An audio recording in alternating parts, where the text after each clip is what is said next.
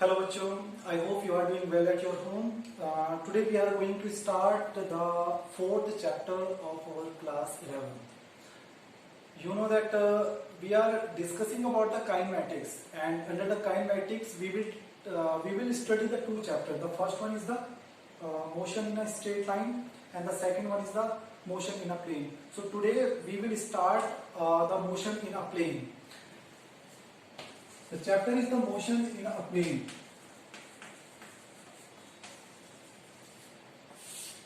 इस चैप्टर में हमारे पास किन किन चीजों की जरूरत पड़ी थी। देखो बेसिकली क्या हो रहा था कि जो हमारे पास वन डायमेंशनल बॉडी थी वो हमारे पास क्या कर रहे थे, दो क्राइटेरिया दे रहे थे, या तो वो प्लस क्वांटिटी हो सकती है या फिर वो माइनस क्वांटिटी हो सकती है। लेकिन हमारे पास जो टू डायमेंशनल और थ्री डायमेंशनल बॉडी है वो हमारे पास क्या हो सकती थी, काफी अलग अलग डायरेक्शन में हो सकते थे। तो इसीलिए हम यहाँ पर किसको लेकर आए, वेक्टर्स को लेकर आए। अब हमारे पास बेसिकली दो क्वांटिटीज निकल कर आती है। The first one is the scalar quantities और the second one is the vector quantities. तो स्केलर क्वांटिटीज को हम किस तरह से एक्सप्लेन करते हैं, देखो अभी तक आप लोगों ने जो डेफिनेशन पढ़ी होगी स्केलर क्वांटिटीज की, उसको हम क्या कहते हैं कि those quantities are scalars which have only magnitude but not specified direction. अब हम जैसे डिस्टेंस की बात करते हैं कि डिस्टेंस एक हमारे पास स्केलर क्वांटिटी है, तो हम कैसे कह रहे हैं कि डिस्टेंस स्केलर क्वांटिटी है, क्योंकि जो डिस्टेंस है उसमें हम केवल पाथ को, जो टोटल पाथ है उसी को मेजर कर रहे हैं, बट हम वहां पर डायरेक्शन नहीं ले रहे हैं। जैसे कि हमने कहा कि कोई बॉडी है वो ए से बी की तरफ कुछ पाथ ट्रेवल करती है, तो इसमें जो टोटल पाथ ट्रेवल किया वो 10 मीटर का था, बट डायरेक्शन कब आ जाती है, अगर डिस्प्लेसमेंट कहते हैं कि एक बॉडी है जिसने कि एक पॉइंट से बी पॉइंट पर डिस्प्लेस किया है, तो यहां पर हम क्या कह रहे हैं, उसकी पोजीशन को एक्सप्लेन कर रहे हैं कि वो एक पॉइंट से दूसरे पॉइंट की तरफ चल रहा है बेसिकली।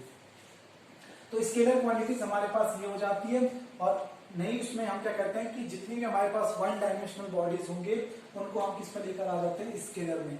वेक्टर में हमारे पास टू डायमेंशनल होंगे, तो टू डायमेंशनल जैसे हमारे पास क्या हो गया, वेलोसिटी हो गई, तो वेलोसिटी हमारे पास क्या हो गई, वेक्टर क्वांटिटी हो गई, क्योंकि वेलोसिटी में हम किसको ले रहे हैं, डिस्प्लेसमेंट अपॉन टाइम को, तो ये इंक्लूड कर दिया हमने वेलोसिटी में। बहुत सारी अलग अलग क्वांटिटीज हमारी जो वेक्टर में आ जाती हैं। अब जो ये वेक्टर का टर्म है यही हमारे चैप्टर में सबसे पहले इनिशियल इंट्रोडक्शन लेकर आता है कि वेक्टर हम किस तरह से एक्सप्लेन करेंगे।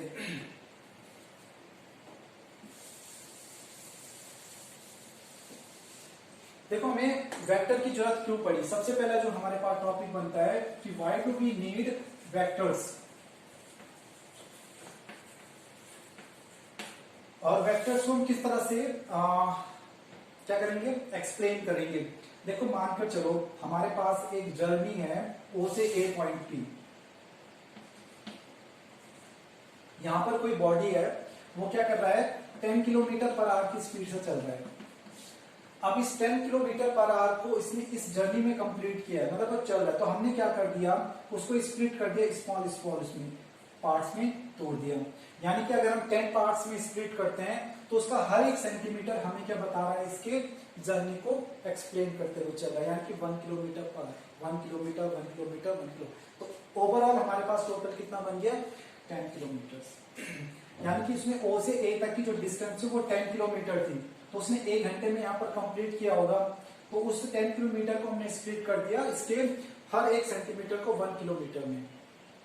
अच्छा, अब यहाँ पर क्या करना है कि वेक्टर्स में हम क्या करते हैं, जो पॉइंटिंग टुवर्ड्स ए कर रहा है, तो ये जहां से इनिशियल करता है, इनिशिएट कर रहा है यहाँ से चलना, ये इसका इनिशियल पॉइंट हो जाता है, जिसको हम इसका टेल कहते हैं, और ये इसका हेड हो जाता है।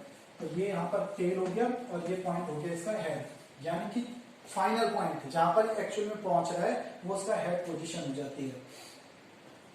तो इसीलिए हमारे पास वेक्टर्स की जरूरत पड़ रही थी, क्योंकि जब हमें मैग्नीट्यूड हमारे पास आ रहा था, हमें ये पता था कि जर्नी हो रही है, पर जर्नी को हम किस तरह से इंडिकेट करेंगे कि पर्टिकुलर किस डायरेक्शन पर जा रहा है, तो वहां पर हम इसको एक्सप्लेन कर देते इन दैट टर्म, और इस तरह से हमारे पास आ जाता था कि ये एक वेक्टर क्वांटिटी है। अब हमारे पास इसी में अलग अलग टाइप्स के वेक्टर हैं, जैसे हमारे पास है सबसे पहले पोजीशन वेक्टर, और हम बात कर लेते हैं डिस्प्लेसमेंट वेक्टर की। देखो पोजीशन वेक्टर से क्या मतलब आ रहा है, पोजीशन वेक्टर हमारे पास बेसिकली इसके पोजीशन के बारे में बताता है। अब हम पोजीशन को कैसे एक्सप्लेन करें? मान लो मैं अभी यहां पर खड़ा हूं तो मेरी पोजीशन ये है। अब किस फ्रेम ऑफ रेफरेंस में मुझे एक्सप्लेन करना पड़ेगा कि मैं यहां से डिस्प्लेस होकर इस पोजीशन पर आया हूं? कुछ ना कुछ फ्रेम ऑफ रेफरेंस होगा। तो हम क्या करते हैं, पोजीशन वेक्टर की अगर हम बात करते हैं,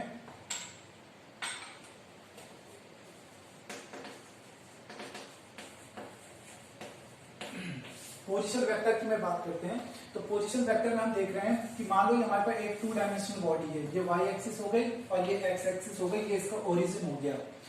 अब इस ओरिजिन के रिस्पेक्ट में कोई बॉडी चलना स्टार्ट करती है at any instant of time, ये P पॉइंट पर पहुंच जाता है।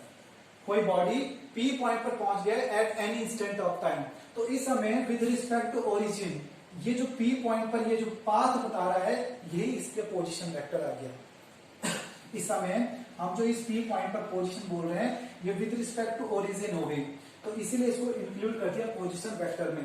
पोजीशन तो एक सिंपल वर्ड है, लेकिन वेक्टर इसलिए कह रहे हैं क्योंकि यहाँ पर डायरेक्शन भी आ रही है। तो हम इसको कैसे बता देंगे कि ये मान लो ये पोजीशन वेक्टर इसका R हो गया, ठीक है। तो हम इसको लिख सकते हैं कि जो OP वेक्टर है हमारे पास कितना है, R वेक्टर के बराबर। दूसरा टर्म आता है इसमें डिस्प्लेसमेंट वेक्टर।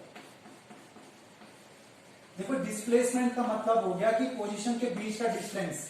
अब मानकर चलो कि इसी में अगर हम दो पोजीशन को इंक्लूड करते हैं, क्योंकि डिस्प्लेसमेंट तभी आएगा जब हमारे पास दो पॉइंट होंगे, जब हम बताएंगे कि वो बॉडी इस पॉइंट से दूसरे पॉइंट पर गई है। तो यहां पर हमने एक पॉइंट ये ले लिया और दूसरा पॉइंट हमारा ये आ गया। मानकर चलो इसका पोजीशन वेक्टर हमारे पास R1 है और इसका पोजीशन वेक्टर हमारे पास R2 हो गया। अब हमारे पास जो डिस्प्लेसमेंट वेक्टर होगा वो ये बताएगा कि इसने कितना और किस डायरेक्शन में पाथ ट्रेवल किया है, कितना और किस डायरेक्शन पे। तो जो शॉर्टेस्ट यहाँ पर डिस्टेंस आ जाएगी इसके इनिशियल एंड फाइनल के बीच में, या दोनों पोजीशन वेक्टर के बीच का जो डिफरेंस है, वो इसका डिस्प्लेसमेंट वेक्टर हमें बताएगा। तो ये हमारे पास आ जाएगा R12। तो R12 से हमें पता लग रहा है कि the displacement between the two position vector, जो कि हमारे पास है R1 एंड R2। तो ये हमारे पास है दो टर्म जो कि position vector and displacement vector हम यूज करेंगे यहाँ बेसिकली। अब हमारे पास इसमें आते हैं कुछ और टर्म, जैसे polar vectors and axial vectors. देखो पोलार वेक्टर्स वो वेक्टर्स हो गए हमारे पास जिनका कुछ इनिशियल पॉइंट होगा, ठीक है। पोलर वेक्टर हमारे पास है जिनका इनिशियल पॉइंट रहेगा, पोलर वेक्टर्स में इनिशियल पॉइंट रहने वाला है।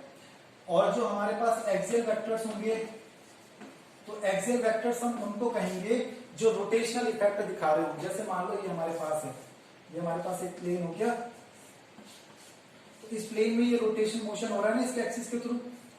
तो इस तरह की जो वेक्टर्स होंगे उनको हम एक्सियल वेक्टर में इंक्लूड कर लेते हैं। इसके बाद हम डिस्कस कर लेते हैं इसमें टाइप्स ऑफ वेक्टर्स की।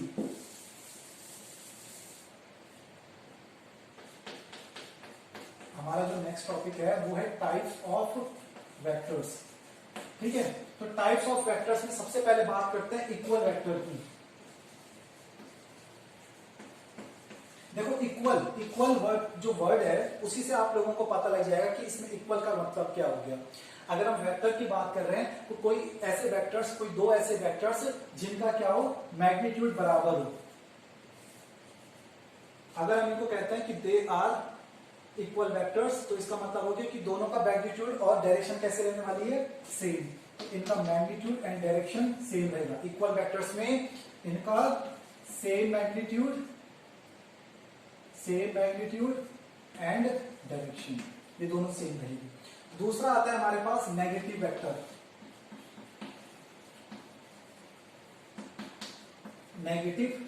अब नेगेटिव वेक्टर को कैसे बता सकते हैं? तो नेगेटिव वेक्टर का मतलब हो गया कि एक हमारे पास इस डायरेक्शन पर होगा और दूसरा उसके ऑपोजिट डायरेक्शन पर। मान लो हमारे पास ये ए वेक्टर इस डायरेक्शन पर है और दूसरा इसके ऑपोजिट डायरेक्शन पर है, तो हम क्या बोलेंगे कि these two vectors are negative vectors. ये हमारे पास एक नेगेटिव वेक्टर निकल आ जाता है, ठीक है। मैग्नीट्यूड बराबर है बट दोनों कैसे हैं, ऑपोजिट डायरेक्शन पर है। तीसरा हमारे पास आता है इसमें मॉडुलस ऑफ ए वेक्टर।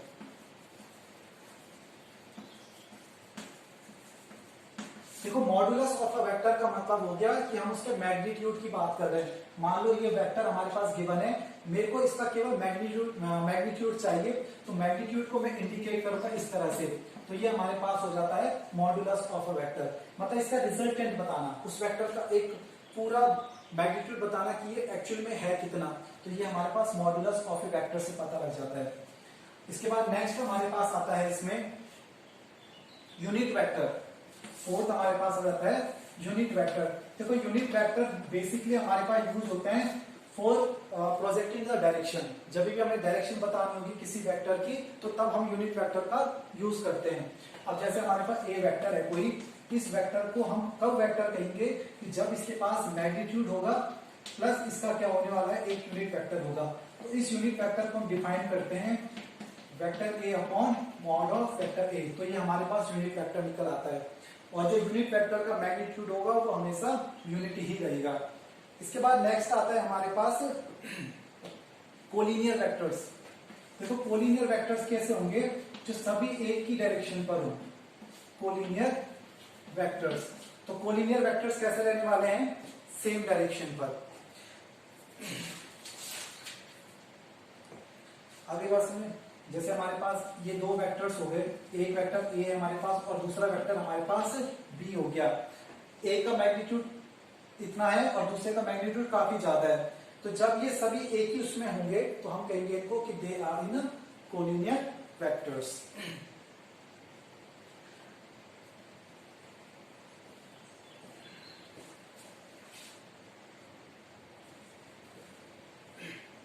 तो ये हमारे पास कोलिनियर वेक्टर हो गया था। इसके बाद हम बात करते हैं को इनिशियल वेक्टर की। तो को इनिशियल वेक्टर का मतलब हो गया कि जिनका इनिशियल पॉइंट सेम रहे। मान के चलो कि हमारे पास इस तरह से एक वेक्टर ही हो गया और दूसरा वेक्टर ही हो गया, तो इनका इनिशियल पॉइंट सेम है, तो ऐसे वेक्टर्स को हम कहेंगे को इनिशियल वेक्टर्स। दूसरा आता है हमारे पास को टर्मिनस वेक्टर। तो को टर्मिनस वेक्टर का मतलब हो गया कि जिनके टर्मिनल पॉइंट सेम रहे। मान कर चलो ये सारी सबकी जो हेड है वो एक ही पॉइंट पर जाकर मिल रहे हो, तो ऐसे वेक्टर को कहेंगे को टर्मिनस वेक्टर। इसके बाद हमारे पास नेक्स्ट आता है जीरो वेक्टर।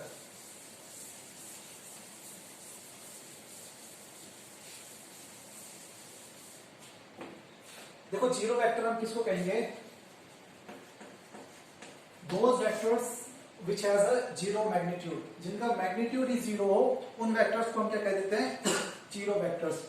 इसकी प्रॉपर्टीज क्या कहती है कि अगर हम किसी जीरो वेक्टर को किसी वेक्टर के साथ ऐड करें तो ये वापस उसी वेक्टर को मिलाकर दे देता है, या फिर अगर हम किसी वेक्टर को, ठीक है, या अगर हम क्या करते हैं, हमारा जो जीरो वेक्टर है इसको किसी रियल नंबर के साथ मल्टीप्लाई कराएंगे तो ये हमें वापस एक जीरो वेक्टर ही देगा। तो ये हमारे पास जीरो वेक्टर की प्रॉपर्टी हो जाती है।